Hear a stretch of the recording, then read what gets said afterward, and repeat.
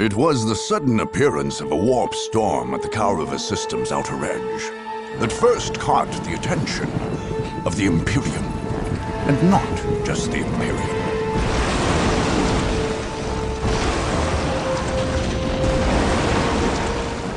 After hundreds of years under the neglectful watch of the Imperial Guard, nearly every force in the galaxy would descend upon the planet of Kaurava, bent only on domination and victory. 3 races had long dwelled in there. The Imperial Guard, its supposed rulers, the Ork tribes of Kaurava II, which the Guard had never successfully put down, and the Necron, who had slept undisturbed for untold millennia beneath Kaurava III. Where the Chaos Marines came from, or how, none can say. Did the Warp Storm bring them, or did they bring the Warp Storm? Both appeared suddenly on Kaurava IV, and in an eye blink, half the system's Imperial forces were gone, killed or claimed by the madness of chaos.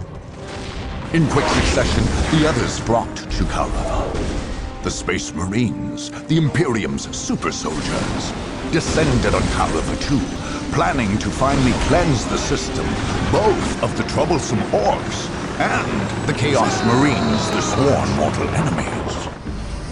The Tau appeared next, not far above, on one of the planet's moons. In the interests of protecting its ordered empire from the effects of human folly, the Tau came seeking to contain the Warp Storm, and in so doing, expand the territory's border. On their moon, they built a mighty fortress, and there forged a space cannon capable of interplanetary devastation. Among the wastes of Kaurava III, the Necrons, perhaps awakened by the disruptive forces of the Warp Storm, slowly massed their lethal legions. In quick response, webway gates, long unused, flickered to life, and Eldar poured forth, ready to battle their dark, death-dealing adversaries. Meanwhile, in the shadow of an ancient portal gate, the Dark Eldar slipped stealthily out of the murky depths of the webway. They would be like carrion birds, flying above the battlefield, and when all were weary from the fight, make the battlefield into a feasting ground. Last to arrive, and perhaps most to be feared, were the Sisters of Battle, holy maidens and bearers of the God Emperor's faith. They had come to cleanse the system of corruption and filth. Their faith left them fanatical, unafraid of death and zealous in their cause. Nothing here was clean. All must be purged. Now, war rages anew, and only the victorious may write their history. Only the victorious will claim the planets of Kaurava.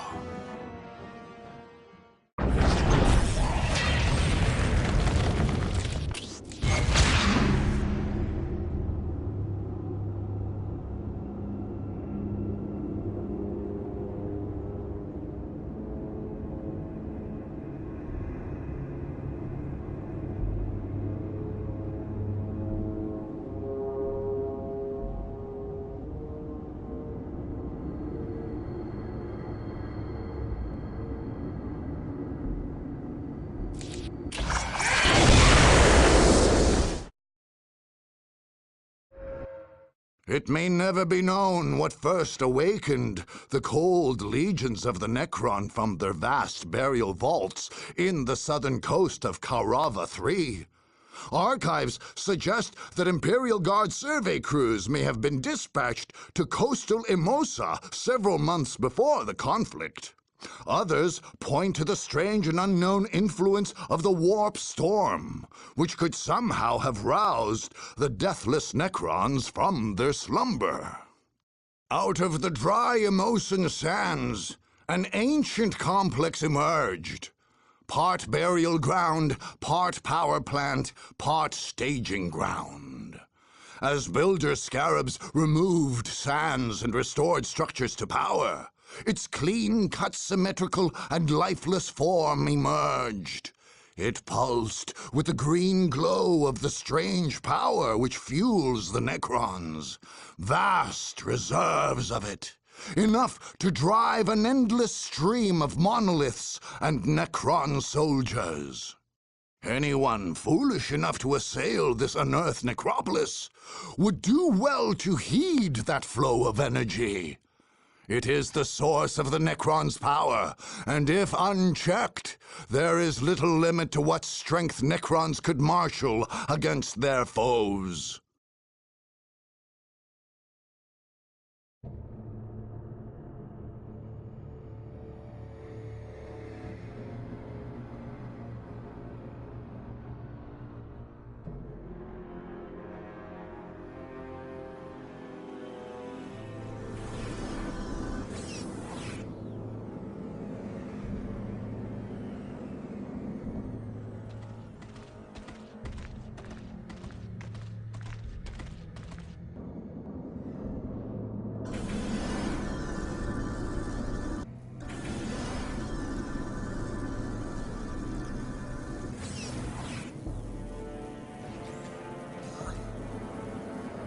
So, they come.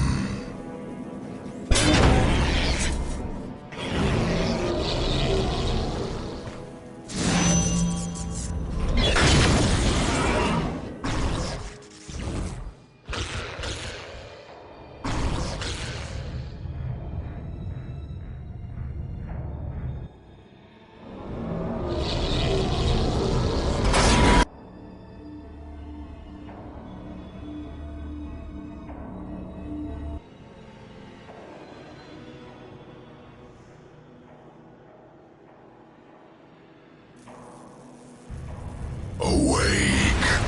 I give you energy. Drink of it, and awake.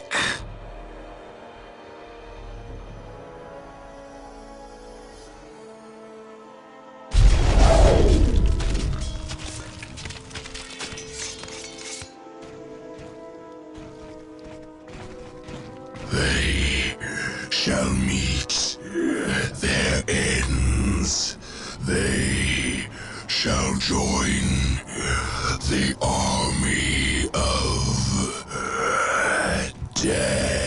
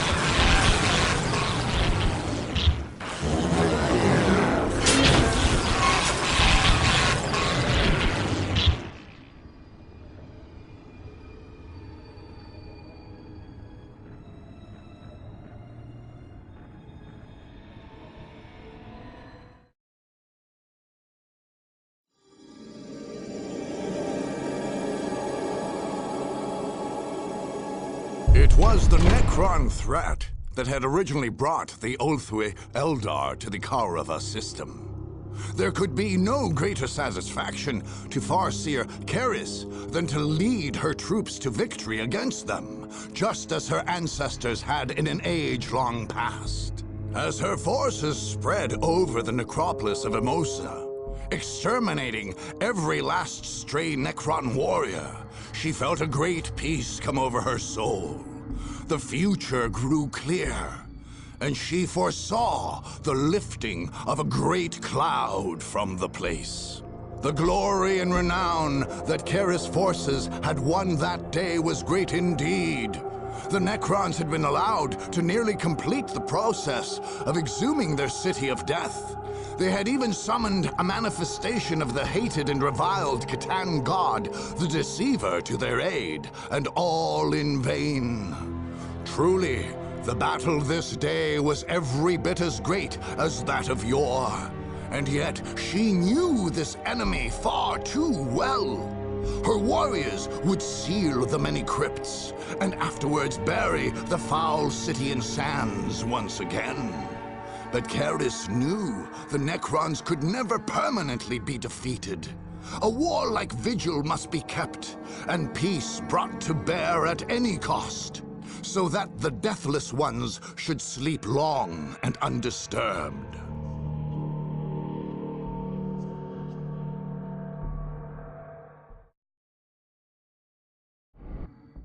The Imperial Guard's headquarters in the Dusala precinct of the city planet of Kaurava 1 was also the system's primary Baneblade production facility.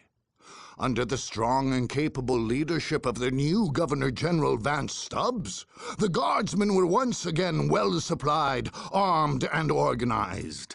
Any attacker would find themselves facing a formidable amount of firepower. Since the outbreak of the warp storm on Kaurava 4, the Imperial Guard had known a humbling series of setbacks. Losing a full 3/4 of their fighting men was just a start. General Stubbs was determined to triumph in the face of this and all other adversity. Unfortunately, a full regiment of Baneblade tanks, the Guard's armored superweapon, had that very day been dispatched to various territories throughout the Kaurava system. The Dusala precinct headquarters was thus left without a single Baneblade to its advantage. But they had their factories. Repair parts, munitions, and operating crews were moved via a system of convoys to the centrally located Mars pattern buildings, which produced the tanks. These convoys, then, were to be the Imperial Guard's weakest link, and also their greatest hope.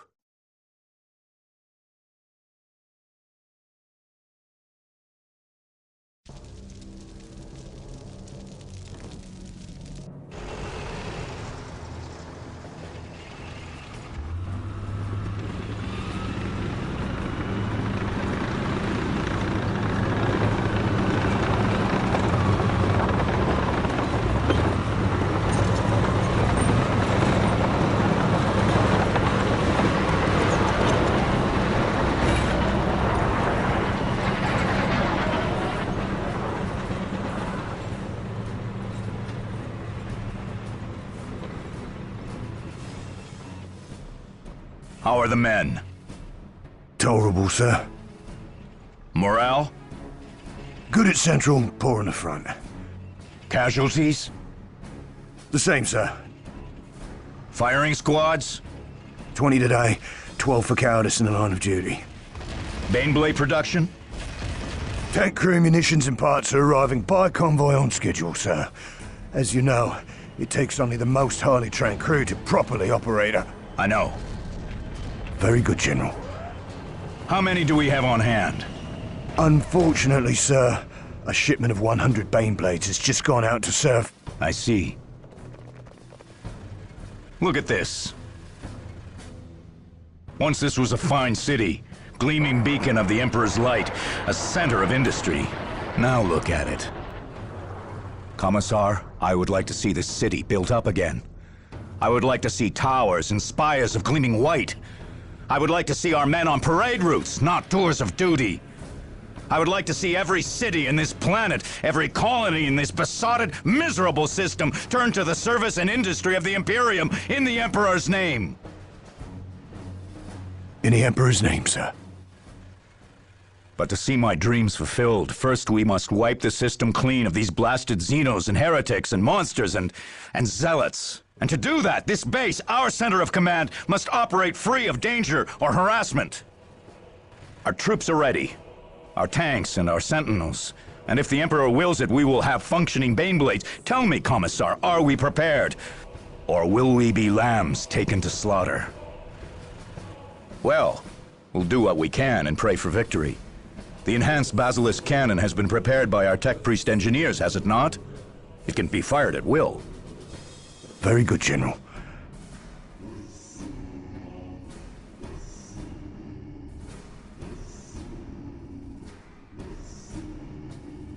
It only requires an artillery spotter. We shall place our faith in the God Emperor. In the Emperor's name, sir. That will have to do the job. As always, we place faith in the Emperor.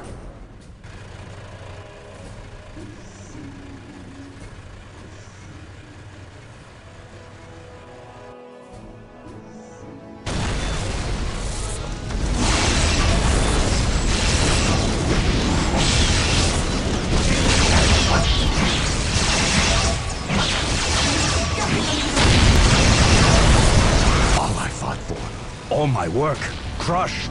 Crushed! All the good men who gave their lives for this cursed, this blasted system.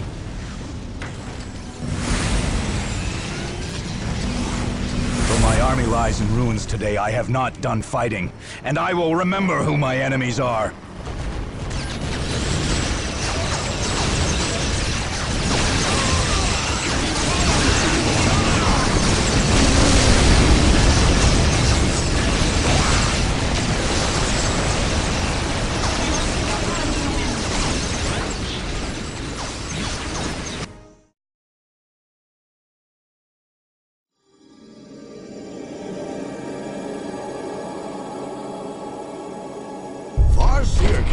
Upon arriving in the Kaurava system, was wary of the Imperial Guard presence there for several reasons.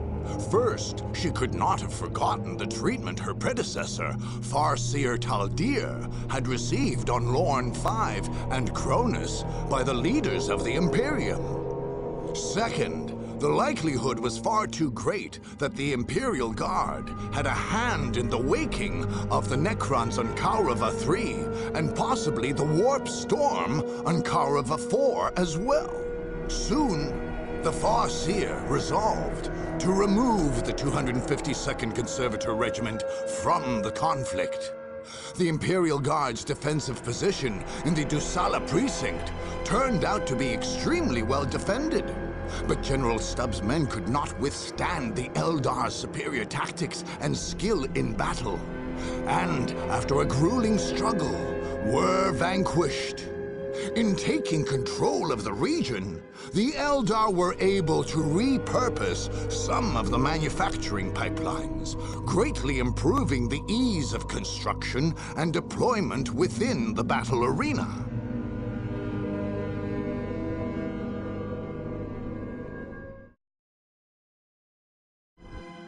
The Sisters of Battle rely greatly on their faith. It is their sustenance and their shield. When they first came to the tainted world of Kaurava, Confessor Turganum March was quick to see how much holy light and fire it would take to cleanse the 4 planets. He therefore brought the living Saint Anais and placed her in their primary bastion in Sama on Kaurava I. Following a secret and ancient practice, the living saint was imbued with the inviolable aura, an aura of invincibility which would prevent any chance, he thought, of defeat. Guarded at the last by this inviolable aura, the Sisters of Battle marched with great surety. Who, in truth, would dare oppose them? What adversary could faith and fire not sweep from before them? In the face of chaos and vile aliens, the Sisters of Battle merely redoubled their fervent prayers and penances and fought on. They came to believe that glorious victory was the only outcome. The idea that any would dare attack their mighty bastion was unthinkable. The possibility that their bastion could fall beyond belief.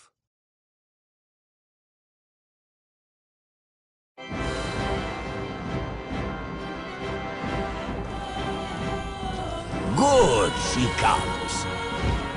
Sisters, the living holy saint of the Emperor, Saint Ananias, scourge of heretics.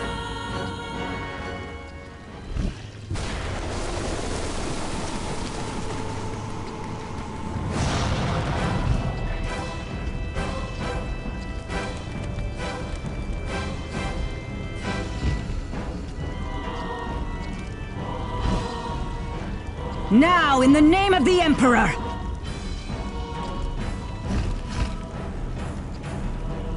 Good. There, it is done. May the Emperor's blessing carry us on to victory, sisters! We thank you, honored martyr. So... it is true, then. These blessed shrines will confer invincibility? Indeed. Within each shrine lies a true and sacred relic of the ecclesiarchy.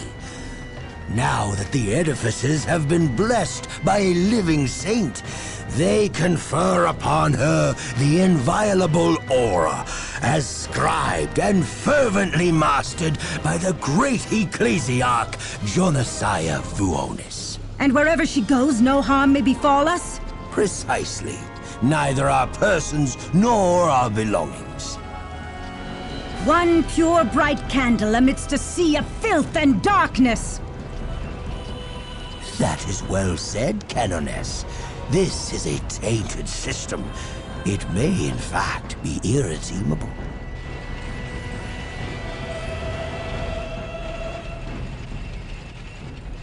Then we shall purge it with fire. I have yet to find a cinder that was not faithful in its praise of the Emperor.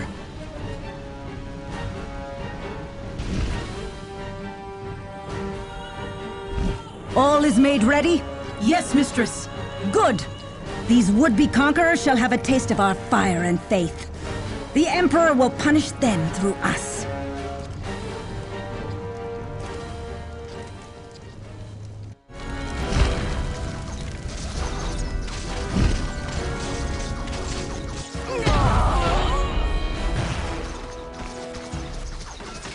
Rush the enemy position.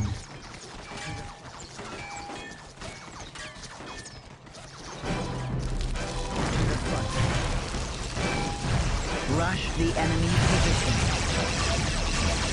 Sisters, we must go as martyrs! We must go in flames!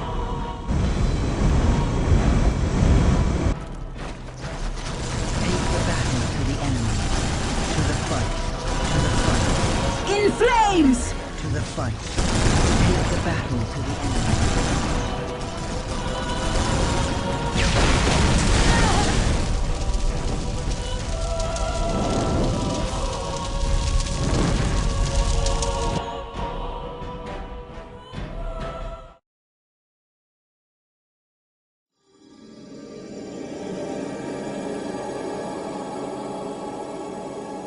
The Eldar knew well that the Sisters militant would endeavor to exterminate any army outside of the Imperium, and possibly any force within it.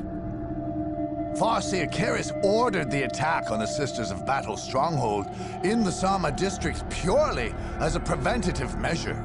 In the end, it was well that she acted when she did. The Battle Sisters proved formidable at their current strength. Any further delay could have resulted in disaster for the Eldar cause. By defeating the Order of the Sacred Rose, the Eldar removed yet another obstacle from their path. The Imperium had squandered its claim on the region, allowing disaster to run rampant. It was high time that Kaurava saw wiser, more capable stewardship.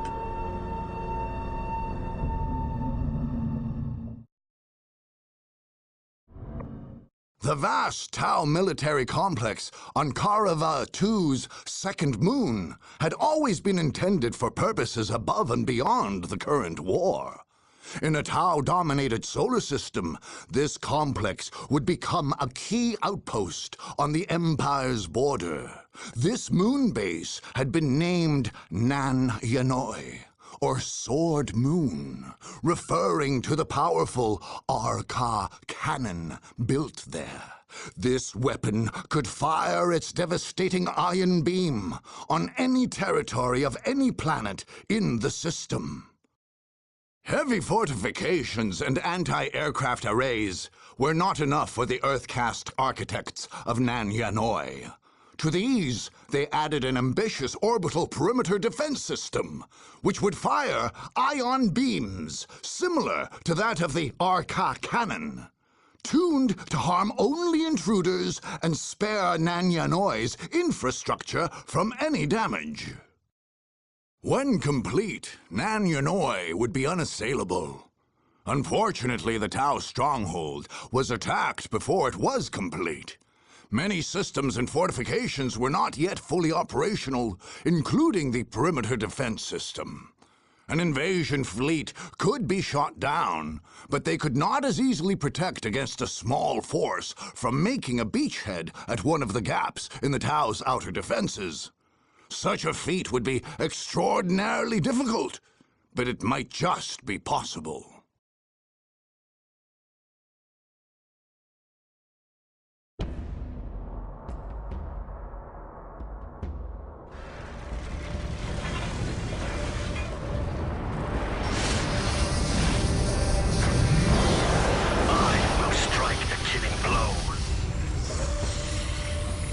We welcome your gracious presence, Aun Royu.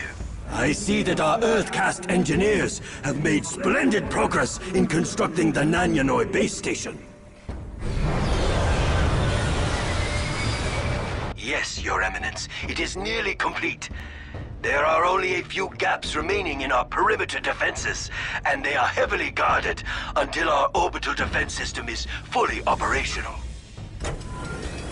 Setting stabilizers. Excellent. Ready to fire. And this Arca cannon you have built, quite a marvel, as I understand it. Indeed.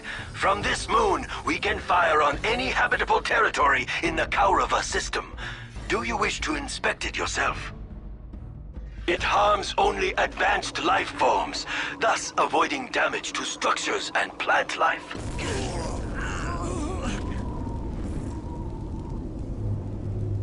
This is indeed most commendable. Our orbital defenses were built using the same technology. Both are controlled from this location. What is that? The perimeter has somehow been breached. I must attend to this. Please, Your Excellence, return to the Coalition Center. Yes, that may be best. Dispatch Pathfinders, locate the source of the breach, and see that they do not gain entrance and establish a foothold. Notify all Fire Warriors and Kroot Carnivore squads.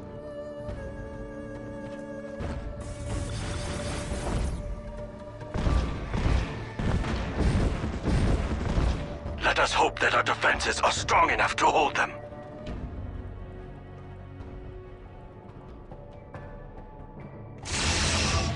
Plasma fire!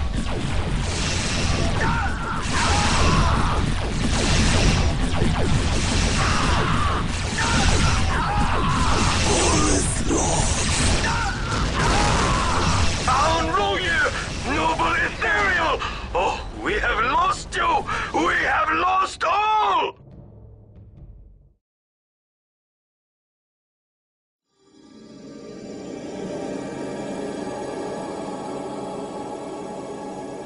Farseer Keris saw with clear sight that her forces must strike the Tau moonbase of Nan Yanoi soon, or not at all. When she arrived at the Kauravan moon, she realized how close this window had been to shutting. Had the Tau completed their advanced fortifications, their mighty base would have been nearly invincible. The Eldar must strike, and swiftly. Keris trusted no other force to keep vigil over the ancient and deathless Necrons, and be watching still a millennium hence. The dauntless Farseer had weighed the consequences of her actions carefully. And many times since she had first foreseen the coming of the Kaurava conflict, she knew that the Tau, though a young and foolish race, showed greater promise than the haughty Imperium, the mad legions of Chaos, or the dogged Orks. The exarchs of Craftworld Ulthwe had agreed that although brazenly striking the Tau might sever any non-hostile relations for some centuries, the Tau could not yet be trusted in any system so susceptible to Necron awakenings. Nevertheless, the bodies of Aun Roir and Commander Eska were returned to the Tau, along with all prisoners of war, as a token of respect.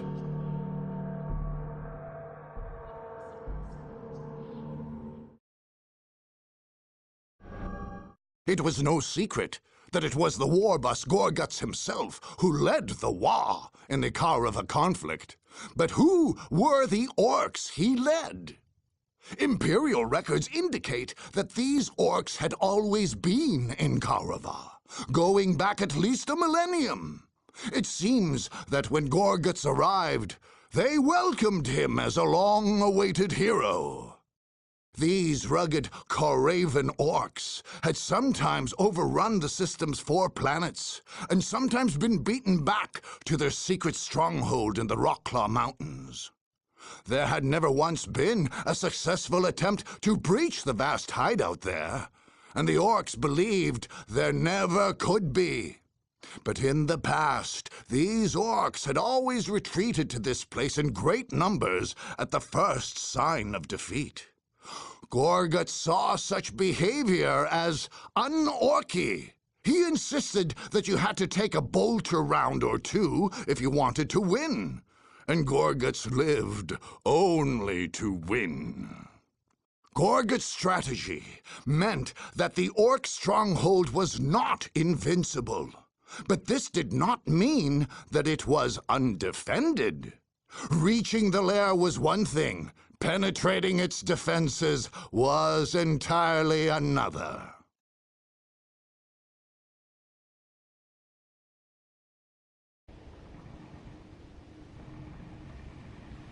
You see, Big Boss Gorgut, this here's the strongest and bestest Orc horde has ever held an Orc. Oh, is that so then? Ain't no Yumi's got in here ever. With the Rockclaw Mountains all round us, there's only one way in.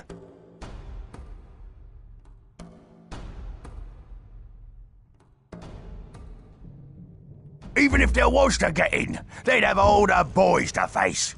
Oh, and the knobs, and the tanks. Then there's the squig-offs.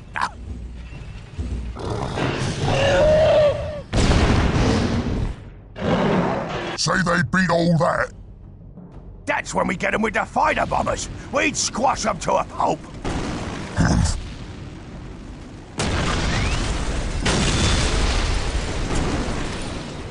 We got watchers watching day and night. Nobody but an Orc gets close to us without we see them and crush them to smithereens. Boss! Boss! There's enemies in the camp! What?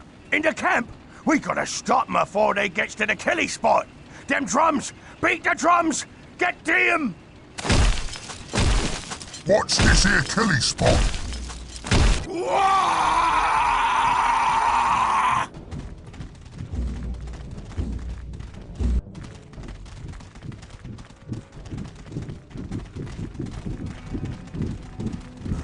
Beat the drums!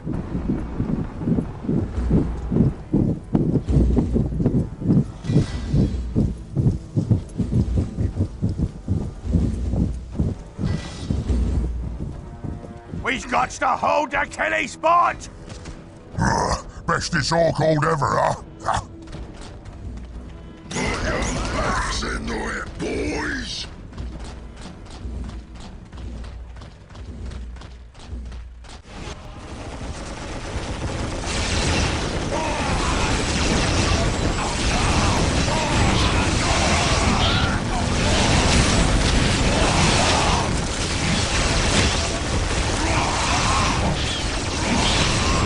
My Orkhold! My beautiful Orkhold!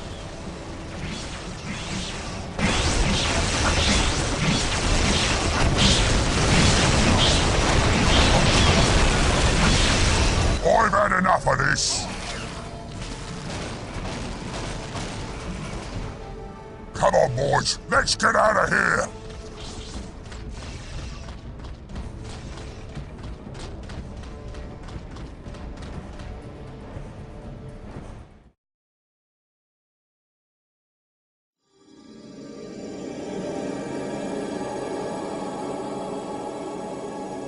She had not been long in the Kaurava system before Farseer Keris sensed the danger posed by an Ork war there.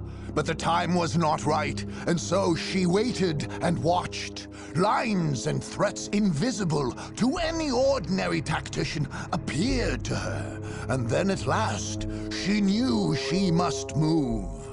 Although superior in number, strength, and barbarity, the Orks could not match the advanced strategies of the Eldar. Like a fine and deadly blade, Keris' forces pierced the heart of the ancient Ork stronghold. Their victory was unequivocal. Unfortunately, the war boss, Gorguts, somehow eluded the Eldar force. All the same, his role in this war was ended, and that was victory enough.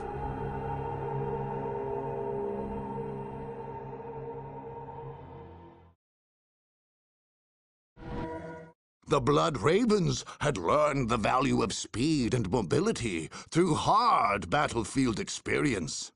Force Commander Boreal, who had studied under the famed Commander Angelos, sought to make his reliance on stationary defensive structures as small as possible. Therefore, rather than build up the Space Marines' Central Command, entire companies were reserved in the fleet above Kaurava II. These would be ready to deep strike with deadly speed into any territory, including the Blood Raven's own headquarters. If attacked by an enemy, drop pods would cover the Marine stronghold in a steely, thunderous hail, swarming the Space Marines' enemies with super soldiers and dreadnoughts. Force Commander Boreal was sure of his plan. His greatest weapon was, after all, the superiority of the Space Marines themselves. Who could weather such a rapid and devastating defensive tactic?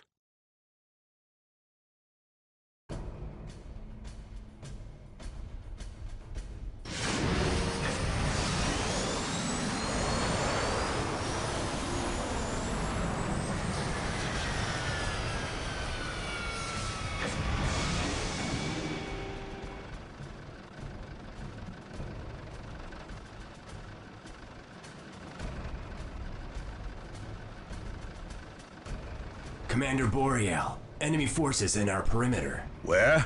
Southern quadrant, but they were on the move. Current location unknown. There is no time to be lost. Battle, brothers! Space Marines, today the enemy is at our door. We know our duty and we will do it. We fight for our honor as Blood Ravens, as Space Marines, and we fight in the name of the Emperor. And if we die this day, we die in glory. We die heroes' deaths, but we shall not die. No, it is the enemy who will taste death and defeat. As you know, most of our battle brothers are stationed in space, prepared to deep strike. Our perimeter has been prepared in the event that our enemies should be so bold and so foolish. We have placed numerous beacons, allowing for multiple, simultaneous, and devastating defensive deep strikes.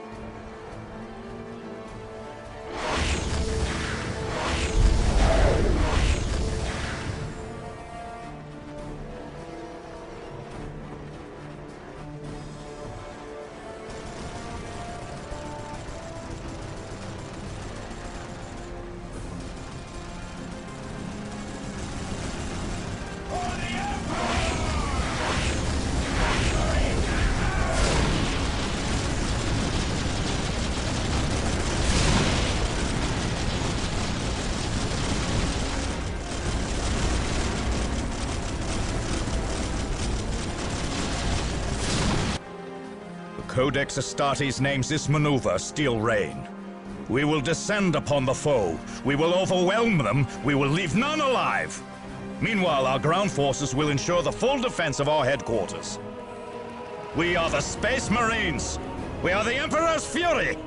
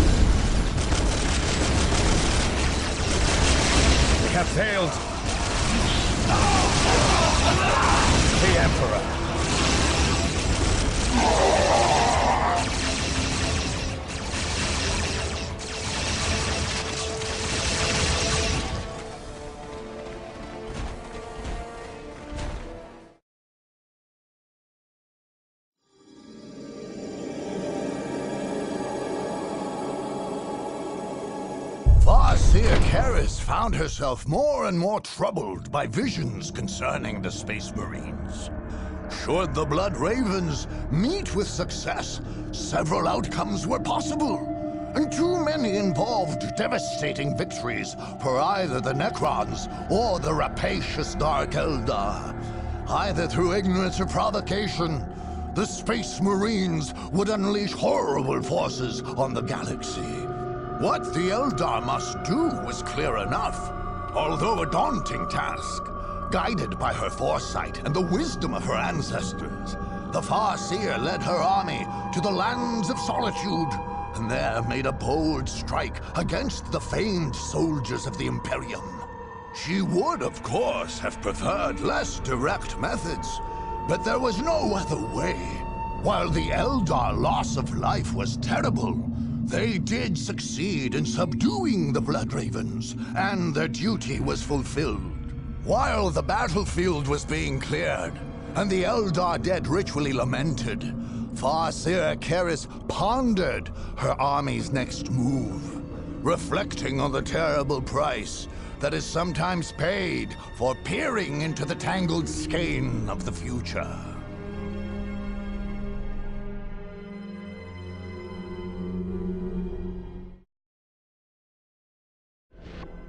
Little was ever uncovered, and little will ever be known of how the Warp Storm was unleashed on the Kaurava system's fourth habitable planet. Whether guardsmen there grew corrupt and turned to evil worship, or whether the storm took them unawares, is an open question. What is without doubt is that at the storm's eye lay the lair of the Chaos Space Marines. And at the heart of this lair, a network of unholy and blood-stained shrines, linked somehow inextricably to the storm itself. Although the lethal warp storm would flicker and squall here and there, ever shifting, a permanent conduit to the warp was maintained between these shrines. A charged field of immateria whirled there, certain death to any who had not given themselves over fully to chaos.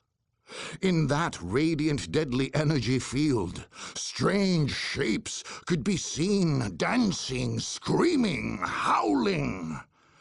Any would-be conqueror of this unholy citadel would somehow have to dispel the chaos field that protected it.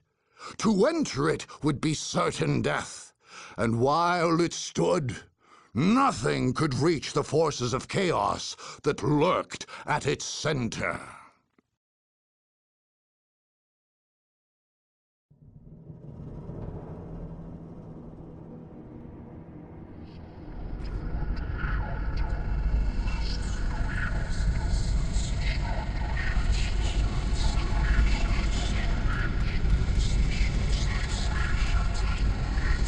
They come! They come! Yes, we feel them. They approach. Their blood shall flow at our feet. Blood for the Blood God! Yes, we shall slake our thirst for death, for chaos, for terror, yes! They draw near. Let them come. The very ground will poison you. Demons will appear from the warp when your back is turned. We shall lash out from every direction, and yours shall be the cries of death and horror.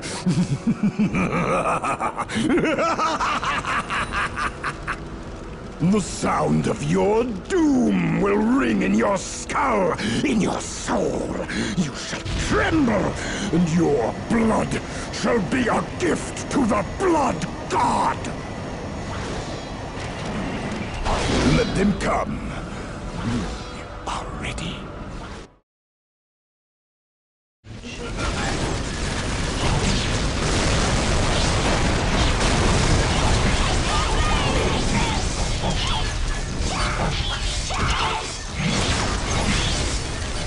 Rush the enemy's position. No! We cannot lose! We cannot die! How can we? Without our devotion? Without our sacrifice? Oh, the horrid blossom of chaos will wither! We'll die! This world is slipping from our grasp.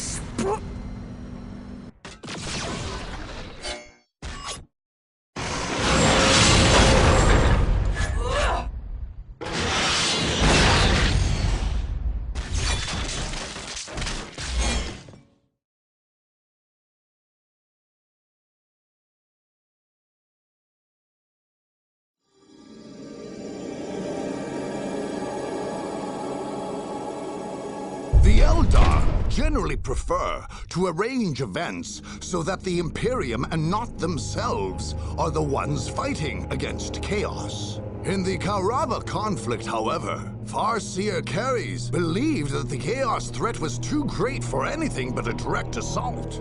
The failure of the various Imperial forces to peaceably cooperate was one ill omen.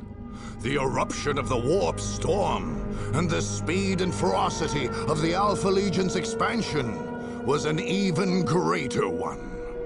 The war between Eldar and the Chaos Space Marines was relentless and destructive, as both sides possessed and fought with powerful psychic abilities. The Alpha Legion had all the power of the Warp at hand to call upon, but despite this advantage, they were finally overcome by superior Eldar tactics, guided by the powers of Farseer Keres.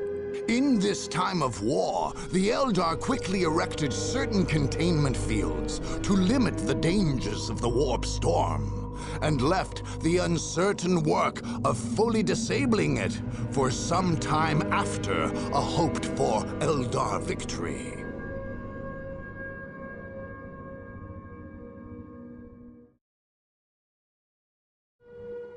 The Dark Eldar little feared an attack on their base of operations, situated as it was on the dark side of the moon, well within the reaches of the Warp Storm of Kaurava IV. The seventh ancient gate lay on that moon, but the Dark Eldar, knowing its technology well, had fixed it to work only for them when they had arrived there. The effect of this hubris and the general anarchic nature of Archon Terrell's soldiers resulted in a sprawling makeshift reproduction of Komorah, the Dark Eldar home city. Surrounding the major war camp lay smaller camps, surrounded by miles of torture ground, a sort of cage garden of the homunculus Grumanael's making. Rich with plunder, enslaved scraps and goods, this area had grown and sprawled. Meanwhile, the center grew dense with powerful Dark Eldar, and the legendary Asdrubael Vecht, leader of Taril's Blackheart Cabal, was said to oversee the war preparations there. To say the Dark Eldar were unprepared for an attack would not be quite accurate. The Dark Eldar are ever ready for battle. It is a sport and a passion to their kind, and there is no such thing as catching them off their guard.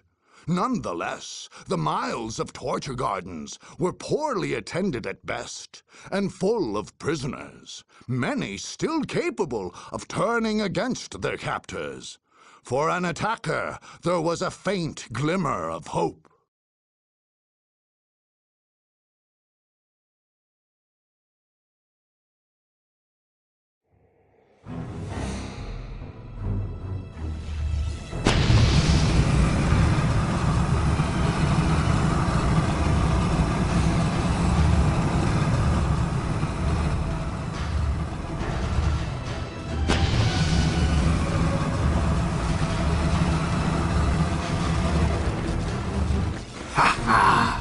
We are fresh from the fight. We have shed blood. Death, terror, and anguish sang sweetly in our ears. But Lord Terran, have you taken prizes? Do you doubt me, Krumenea? Many prisoners were taken. We have our tribute to Komara, and many left over from the same chambers and your torture grounds. Come, Archon!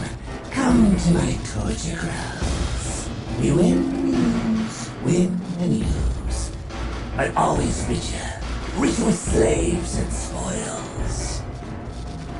Indeed, we shall be well respected and rewarded when we return to Komara. When we return, if we return. Return the victors. Return the vanquished. My grounds, where screams are flowers and pain their fragrance. A fine nest we have. High upon the cliff, hard to see, hard still to reach. Will they reach this nest? Will they take away my garden? Are you questioning my rights to lead? My inevitable victory? I am the deadly shadow and the bird of prey. I am the poisoned dagger that brings swift death. These crude and foolish armies know nothing of strategy. If they see a wall, they attack it. If they see an army, they charge at it. They will be too busy with each other to notice us. Or if they do, it will be too late. Worry not. And it is of no matter, we keep a keen watch. If an army approached, surely we would see it coming. Then we would tear it to pieces.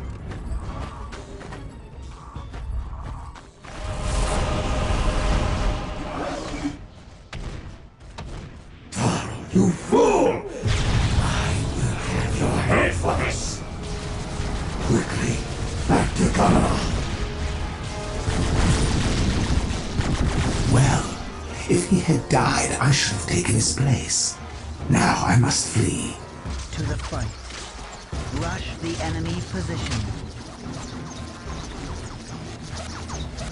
Rush the enemy position.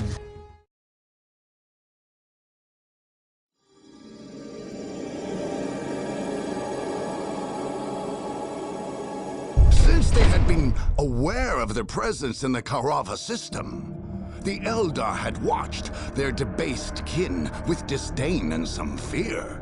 At last, the time came when the schism that had long ago divided the Dark and Craftward Eldar resulted in direct conflict. Perhaps the Archon Taril's kind had grown weak or complacent in the safety of their moonbase. Whatever the cause, they were unprepared for the force of the assault which Farseer Karis led against them. With the cold inevitability of fate, the Eldar swept the Blackheart Cabal forces from the surface of the moon, along with all evidence of their depraved deeds.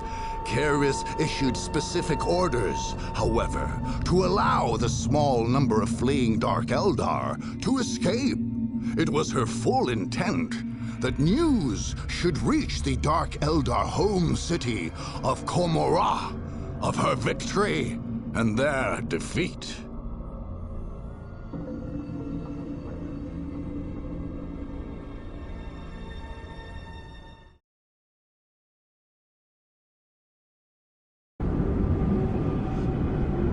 At the end of the bloody contest, only the Eldar army remained standing. The Necron had been returned to the depths of Kauriva III, and all those who would meddle, pillage, or spread chaos throughout the galaxy were gone. Farseer Karis had succeeded in her task. She had led her people among the branching roads of the future to the best possible of ends.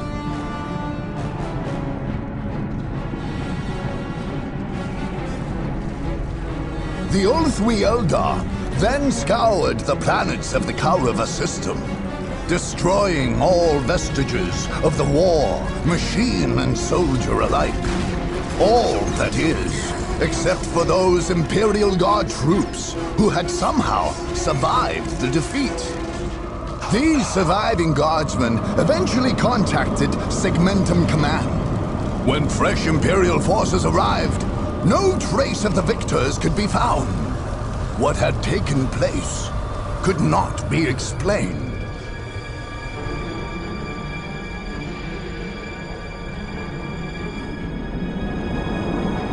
A new Imperial regiment was instituted, this time under greater ecclesiarchal surveillance, and rebuilding began.